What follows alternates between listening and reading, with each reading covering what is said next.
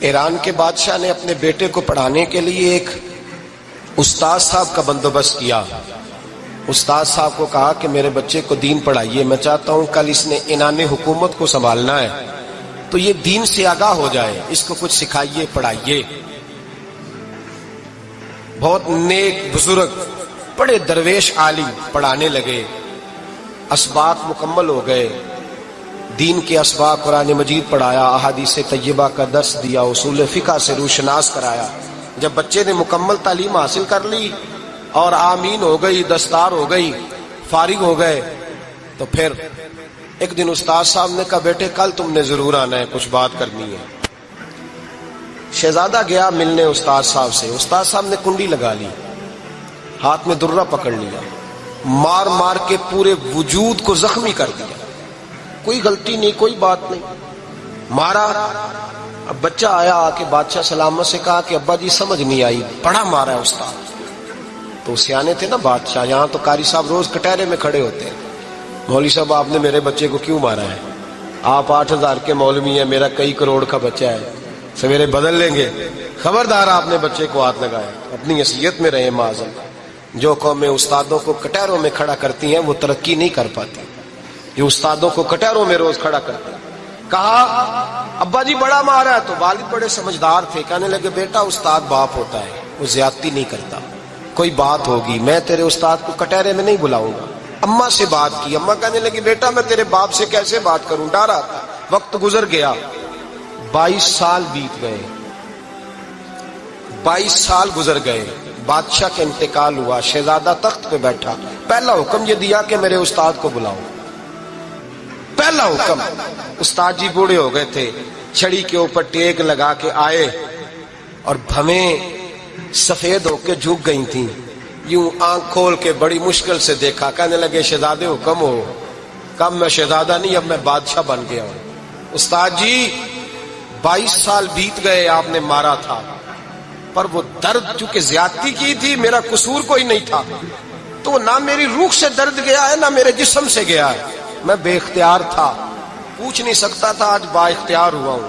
سب سے پہلے پہلا حکم آپ کو دیا، بلایا ہے، بتائے کیوں مارا تھا، کیوں مجھے مارا تھا، میری زیادتی بتائے. تو استاد بوڑھے استاد کی آنکھیں آنسوؤں سے بھر گئیں. کہنے لگے بیٹے بس آج کے دن کے لیے مارا تھا، یہ جو دن آ گیا نا میری زندگی میں اس لیے مارا تھا، یہ میں چاہتا تھا میری زندگی میں وقت ہے، آج کے بس میری مراد پوری ہو گئی. کہ صاحب کس لیے، مجھے بھی سمجھائے. آپ فرمانے لگے کتنی دیر ہو گئی تجھے مار کھائے ہوئے، کتنا زمانہ بیت گیا؟ کہنے لگا 22 سال.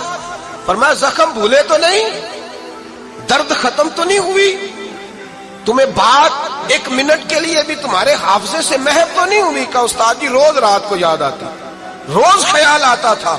استاد کہنے لگے بھائی تو بے اختیار تھا، پوچھ نہیں سکا، 22 سال تجھے یاد رہا، مجھے پتا تھا تو ایک دن حکمران بنے گا. میں نے تجھے اس لیے مارا تھا کہ بیٹے یاد رکھنا، کسی پہ ظلم نہ کرنا. اگر تجھے 22 سال تک یاد رہا ہے تو جس پر تو ظلم کرے گا اسے بھی قیامت تک یاد رہے گا. اور یہ یاد رکھنا تو آج با اختیار ہوا تو تو نے مجھے بلا لیا ہے، قیامت کے دن غریب با اختیار ہو جائیں گے، مظلوم با اختیار ہو جائیں گے. وہ با اختیار ہوں گے للہ الواحد القہار، رب کریم کی بارگاہ کے اندر ان کا اختیار ہوگا، اکیلے اللہ کی حکمرانی ہوگی. پھر وہ بلائیں گے بڑے بڑے کج کلا، دنیا میں جن کی پگڑیاں اونچی تھی وہ سر جھکائے کھڑے ہوں گے. دنیا میں جو ڈکٹیٹر بنتے تھے ان کی پشتیں لال ہوں گی، ان کو غدار لکھا جائے گا، قیامت تک نہیں بھولے گا. ظلم کرنا تو سوچ سمجھ کے کرنا، اتنا کرنا جتنا تم سہ سکتے ہو، اتنی زیادتی کرنا جتنی قیامت میں تم برداشت کر سکتے ہو. میرے نبی کریم صلی اللہ علیہ وسلم نے فرمایا ظلم سے بچو، یہ قیامت کے اندھیروں میں سے ایک اندھیرا ہوگا. زندگی میں زیادتی نہ کریں. اگر تھوڑی دیر کے لیے کوئی چیز برداشت کر جائیں گے تو وہ فائدہ دے جائے گی، کچھ دیر کے لیے اگر سہ جائیں گے تو نفع مل جائے گا. سہنے کی کوشش کریں لیکن زیادتی نہ کریں. نظر کو، سوچ کو، ذہن کو پاک رکھیں. اور میرے بھائی زندگی پوری ظلم سے بچیں، زیادتی سے بچیں. امیر المومنین حضرت جناب سیدنا عمر فاروق رضی اللہ تعالیٰ عنہ رات گھر میں تھے تو رونے لگے، بڑی دیر تک روتے رہے. والدہ اٹھی تو صاحبزادے سے کہنے لگی پتہ کرو تمہارے باپ کو کیا مسئلہ ہے۔ شہزادے آئے، کہنے لگے امیر المومنین والد گرامی کیا ہوا؟ تو حضرت عمر فاروق کہنے لگے بیٹا اپنی اماں کو بلاؤ۔ والدہ آ گئی، کیا بات ہے؟ کچھ طبیعت خراب ہے تو حکیم کا بندوبست کیا جائے۔ تو حضرت عمر کہنے لگے کچھ بھی نہیں، آج مسجد سے نکلا ہوں تو نبی پاک کے صحابہ میری تعریفیں کر رہے تھے۔ یہ حضرت فاروق اعظم کے وصال کے قریب کے دن ہے۔ تعریفیں تو حضرت یہ رونے کی بات ہے کہ خوش ہونے کی؟ آپ فرمانے لگے نہیں، سوچتا ہوں باہر تو میں اچھا رہا ہوں، پتہ نہیں گھر میں ہی کوئی زیادتی نہ ہو گئی ہو، پتہ نہیں تمہارے ساتھ بھی میرے معاملات ٹھیک تھے کہ نہیں، صحابہ تو تعریف کرتے ہیں، رو رہا ہوں تمہاری وجہ سے نہ الجھ جاؤں، بیوی ہی نہ کہے میرا حق ہی ادا نہیں کیا۔ یہ لفظ کہتے کہتے پہاڑ ہے یہ شخص، کیسر و کسرا کانپتے ہیں۔ حضرت عمر رو پڑے، بی بی سے کہنے لگے مجھے اللہ کی رضا کے لیے معاف نہیں کر دیتی؟ میرے اوپر بوجھ تھا امت کا، میں ساری رات مدینے کی گلیوں میں پھرتا تھا، دن سارا مسجد میں گزرتا تھا، میں تجھے وقت نہیں دے پایا، معاف نہیں کر دیتی؟ تو زوجہ کہنے لگی نہیں عمر، میں نے بھی زندگی میں اپنا کوئی سکھ چین نہیں دیکھا، کوئی چاؤ پورا نہیں کیا، میں کیسے معاف کر دوں؟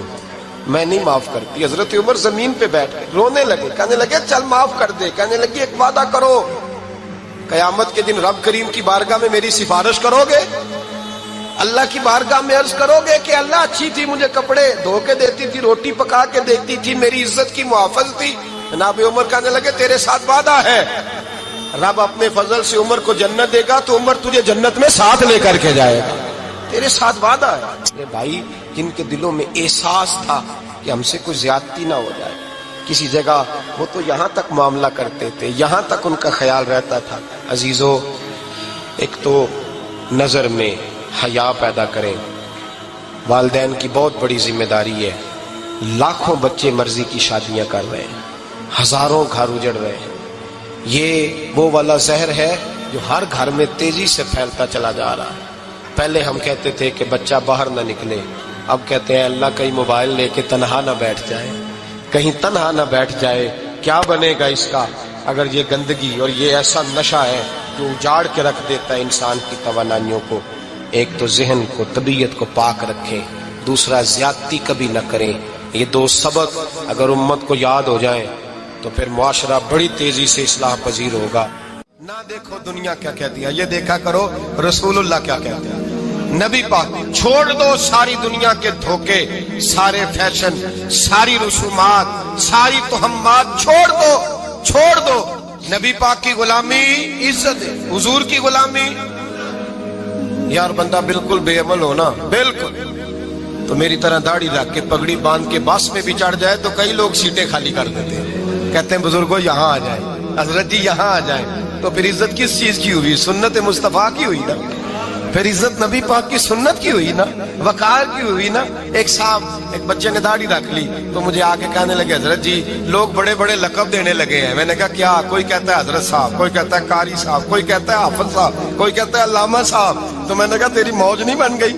4 سالوں میں حفظ ہوتا ہے، تجھے مفت کا لقب مل گیا ہے۔ درس نظامی 8 سال میں ہوتا ہے، مفت کا علامہ بن گیا ہے، تجھے وقار نہیں دے دیا اللہ تعالیٰ نے؟ عزت، میرے اعلیٰ حضرت فرماتے ہیں عزت صاحب طبقات کہتے ہیں میرے مصطفیٰ کریم سید عالم صلی اللہ علیہ وسلم کے وصال ظاہری کے ایام قریب آئے تو حضور نے سرخ پٹی باندھی، تیز بخار ہے نبی کریم کو، 2 صحابہ سہارا دے کے مسجد میں لائے، نبی پاک علیہ السلام کو بظاہر سہارا دے کے لایا گیا۔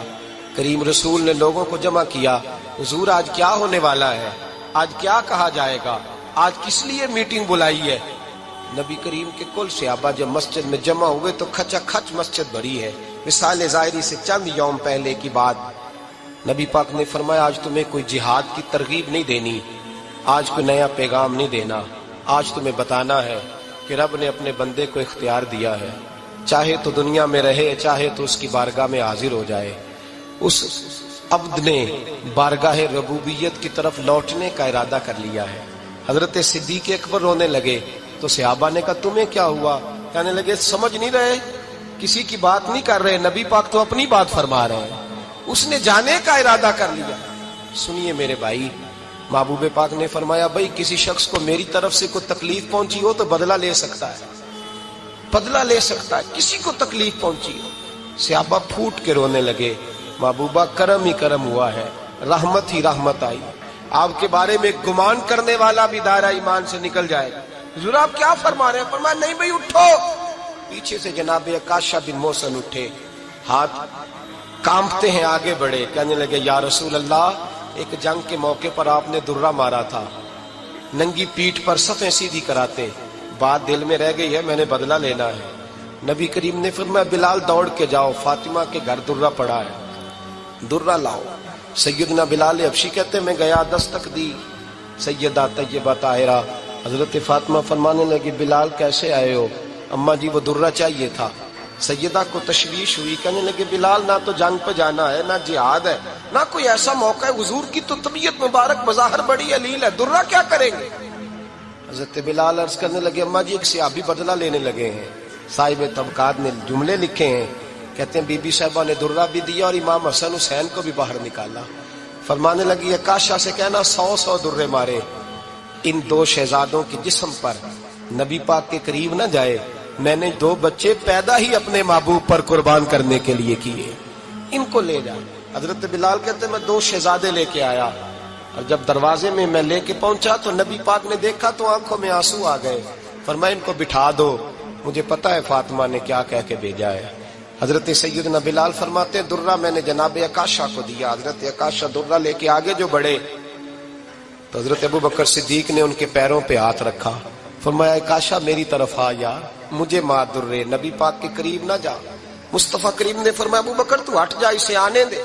फरमाते मैं चंद कदम आगे गया तो मौला अली शेर खुदा ने मेरे पैर पे हाथ रखा, कहने लगे अकाशा सोच तो सही तू क्या कर रहा है। हुजूर ने फरमाया अली हट जाओ, मेरा और उनका मामला है। जनाब अकाशा आगे बढ़ रहे, नबी करीम ने फरमाया मैं अपनी उम्मत को दर्श देना चाहता हूँ, खबरदार खबरदार जिंदगी में तुम्हारे हाथ से जुबान से किसी को तकलीफ ना पहुंचने पाए, खबरदार।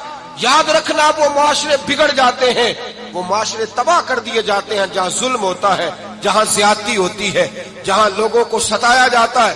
महबूब करीम के करीब आए हजरत अकाशा का, हुजूर मेरी पीठ नंगी थी, आप भी जरा कपड़ा हटाइए। नबी करीम ने पीठ से कपड़ा हटाया, जनाब अकाशा ने दुर्रा जो उठाया तो सहाबा की चीखें निकली। हजरत अकाशा ने दुर्रा दूर फेंका, हुजूर के बतने अतहर से लिपट गए, चूमने लगे, कहने लगे हुजूर वो तो सफे सीधी कराते लग गया था, आपने कहा मारा था? या रसूल अल्लाह मैं तो बहाना बना रहा था कि जाती दफा मुझे वजूद चूमने का मौका नसीब हो जाए, मुझे ये मौका नसीब हो जाए। मेरे हबीब ने फरमाया जिसने जन्नती देखना हो मेरे अकाशा की जियारत कर ले। हजरत सलमान फारसी गवर्नर थे, खाना खा रहे थे, दस्तरखान बिछा था, रसूल पाक सल्लल्लाहु अलैहि वसल्लम का फरमान है रोटी का लुकमा दस्तरखान पे गिरे उठा के खा लो, अल्लाह तुम्हारी बख्शिश फरमा देगा।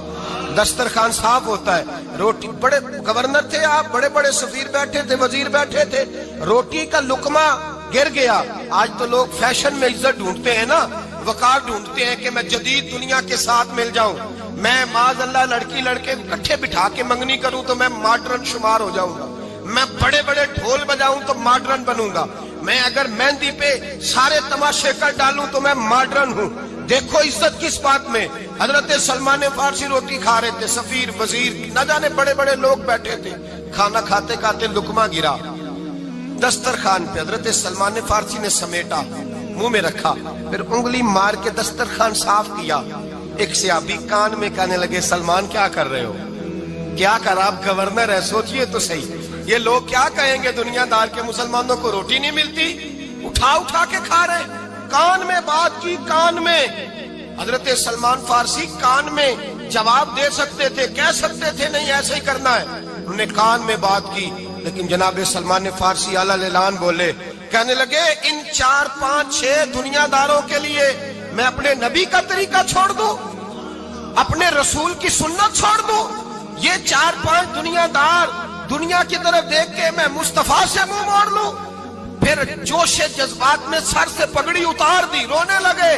आप फरमाने लगे मैं मदीने के बाजारों में खजूरें उतारता था, नौकरियां करता था, ये जो मेरे सर पर इज्जत के बाल है ये मोहम्मद अरबी के उगाए हुए हैं, रसूलुल्लाह के उगाए हुए हैं। और भाइयों हद हो गई। हजरत बिलाल हजरत बिलाल रदी अल्लाह ताला, हजरत बिलाल आए जनाब उमर से मिलने, कैसर और किसरा भी आए तो उमर खातर में न लाए, पर बिलाल हबशी दरवाजे पे दाखिल हुए तो फारूक आजम ने कुर्सी छोड़ दी, हाथ बांध के कोने में खड़े हो गए। काला रंग है, नाम भी लिखना नहीं जानते, जमाने में तारुफ कोई नहीं। हजरत उमर ने हाथ बांधा है। लोग कहने लगे उमर तू कैसे हो, किसरा से नहीं डरता, ये कौन आ रहा है जिसके लिए तेरा इतना इस्तकबाल है। हजरत उमर कहने लगे चुप कर जाओ, इसकी बात न करना, इसे आने दो, इसे आने दो, इसकी बात न छेड़ना। हजरत सैयदना बिलाल आए, कहने लगे अमीरुल मोमिनीन क्या कर रहे हो। फरमाया नहीं चुप कर यार, बाजू पकड़ा, अपनी कुर्सी पे बिठाया। हजरत बिलाल कहने लगे हुजूर मैं गुलाम हूँ, मुझे तो तरीके भी नहीं आते इन कुर्सियों पे बैठने के, मैं तो गरीब माँ का बेटा, गुलाम बाप की औलाद, सलीकन, ये आप क्या कर रहे हैं। तो हजरत उमर कहने लगे बिलाल था तो तू गुलाम ही, पर जब से मुस्तफा का गुलाम बना है तू हमारा इमाम बन गया है, अब तू इमाम है रसूलुल्लाह की उम्मत का। फरमाया वो मुझे दिन याद है जब मक्का फतह हुआ था, बुत टूट गए थे, बड़े बड़े सरदार थे, और मेरे नबी ने फरमाया बिलाल से कहो काबे की छत पे चढ़ के अजान दे। तो लोगों ने कहा हुजूर ये सारे जल गए हैं, किसी और की ड्यूटी लगा दे। हुजूर ने फरमाया चुप करो, बदर में मार खा के अजान पड़े तो बिलाल, ओहद में पत्थर बरसे अजान पड़े तो बिलाल, तपते सहराओं में पड़े तो बिलाल, हर जगह मार खाए तो बिलाल। और आज अगर अल्लाह ने इज्जत दी है तो मैं लोगों को देख के बिलाल को इज्जत ना दूं। मैं बताना चाहता हूं कि रसूलुल्लाह की गुलामी में इज्जत है। फरमाया कोई ऊपर नहीं चढ़ेगा, अबू बकर भी नीचे, उमर भी नीचे, उस्मान और अली, तलहा और जुबैर भी नीचे। आज ये हबशी गुलाम काबे की छत पे चढ़ेगा और मैं दुनिया को बताऊंगा कि असल इज्जत उसी के पास होती है जो रसूलुल्लाह का गुलाम हुआ करता है। हजरत बिशर आफी रहमतुल्लाह अलैह से सारा जमाना प्यार करता था। बगदाद का एक ताजर कहता है मुझे नहीं बाबा अच्छा लगता था। हमारा अपना अपना ज़हन है ना, हम कहते हैं मैंने जिधर सारी दुनिया जा रही है वहां नहीं जाना। कहते हैं कि वो बाबा मुझे नहीं अच्छा लगता था, हालांकि सारा बगदाद इज्जत करता। क्यों नहीं अच्छा लगता था? कहते हैं इसलिए कि बाबा ना सिर्फ फर्ज मस्जिद में पढ़ता था, बाकी नमाज घर जाके। तो मैं कहता था इतना वली है तो बाकी भी मस्जिद में पढ़े। कहते एक दिन मैंने कहा जसूसी करनी है इसकी, जो कि इस्लाम में मना है। कहते हजरत बिशर आफी रहमतुल्लाह अलैह ने जुमे के फर्ज पढ़े, फर्ज पढ़ के निकल गए दौड़ के। फरमाते मैं पीछे हो गया, मैंने कहा आज मैंने सुन्नतें छोड़ दी हैं पर इसका पता करना है, सुन्नत नफल बाद में पढ़ूंगा। कहते हैं हजरत बिशर आफी जल्दी से ना एक कबाब वाली दुकान पे गए, वहां से कबाब खरीदे। और मैंने कहा बूढ़े की उम्र देखो और इसके जायके देखो, इस उम्र में भी कबाब खाएगा। ओए होए, मौलवी को रोटी ने सताया था इसलिए सुन्नत और नफल छोड़ आया है। कहते हैं थोड़ा सा वो आगे बढ़े तो नान भाई की दुकान से ना नान खरीदे। मैंने कहा देखो यार, देखो इसके जायके, गरम नान खाएगा। बहुत सारे लोग बगदाद में रात की रोटी खाते पर ये गरम खाता है। कहते हैं हजरत वो नान और कबाब लेके ना जंगल की तरफ मुड़े तो मेरे दिल में ख्याल आया यार बड़ा ही इस आदमी का अजीब जहन है, ये अब सब्जे पे बैठ के यहाँ मौज करेगा, खाए पिएगा और सुन्नत नफल छोड़ दी। अल्लाह हजारों मुरीद है। कहते हजरत जंगल में दाखिल हुए, थोड़ा सा सफर किया तो कच्ची आबादी आ गई। कच्ची आबादी, एक कच्चे मकान की टूटा हुआ दरवाजा, बाहर से कुंडी लगी। बगदाद के नंगे पांव चलने वाले हजारों मुरीदों के उस पीर ने कुंडी खोली, अंदर गए, एक फालज ज़दा बाबा जी बैठे। कहते हजरत बिशर आफी ने अपनी पगड़ी खोली और उस आदमी के मुंह से पानी निकल रहा था, राल टपक रही थी। कहते पहले अपनी पगड़ी से मुंह साफ किया, फिर प्याले से पानी डाल के मुंह धोया, फिर हजरत उसके टांगों पे कपड़ा डाल के रोटी का लुकमा तोड़ के उसके मुंह में डाल के कहने लगे बाबा नाराज ना होना, जुमे वाले दिन मुझे देर हो जाती है, अभी तो मैंने सुन्नत और नफल भी पढ़ने हैं, नाराज ना होना, मुझे देर हो जाती है। कहते हैं वो बाबा रो पड़ा और कहने लगा बिशर यार 14 साल हो गए तू रोज आता है। 14 साल, ये 1 सदी का किस्सा है, 2-4 बरस की बात नहीं। 14 साल से तू रोज आता है, मैं पता नहीं कब तक लाश बने पड़ा रहूंगा, तू कब तक आएगा। हजरत बिशर आफी ने बाबे के आंसू पूछ के कहा बाबा फिक्र न कर, आज के बाद ये जुमला ना कहना कि तू मेरे लिए बोझ है। फरमाया लोग समझते हैं कि मैंने इबादत करके मकाम पाया है, لوگ سمجھتے ہیں میں نوافل زیادہ پڑھتا ہوں، دنیا جانتی ہے کہ میری رات کی تسبیح زیادہ مضبوط ہے، اور میں ان میں سے کوئی بات بھی نہیں، میں تو تیری نوکری کرتا ہوں تو اللہ نے میری عزتوں میں اضافہ فرما دیا ہے۔ سوچ ہی صاف نہیں، نظریہ ہی ٹھیک نہیں، فکر ہی ٹھیک نہیں۔ اسلام نظریے کا مذہب ہے۔